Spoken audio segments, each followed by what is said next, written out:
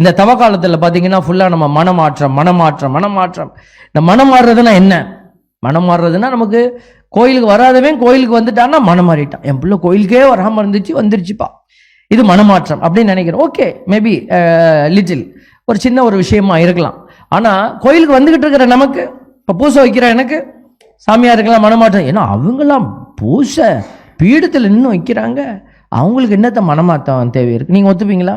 சாமியார்களுக்கு மனமாற்றம் தேவையில்லை அப்படின்னு சொன்னால் நீங்கள் எஸ் அப்படி சொல்லுவீங்களா? சொல்லவே மாட்டேன் சாமி, அவங்க தான் நிறையா மாற வேண்டியிருக்கு. யூடியூப்லலாம் பார்த்துருப்பீங்க, ஒரு அம்மா சொன்னாங்க, நீங்களாம் செத்தா நேரம் மோச்சந்தான் பாதர் அப்படின்னு.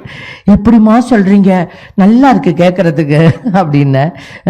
எப்படி சொல்கிறீங்க அப்படின்னு. நீங்களாம் அங்கி போட்டிருக்கீங்களா? அங்கி போட்டால் நேரம் மோச்சந்தான்.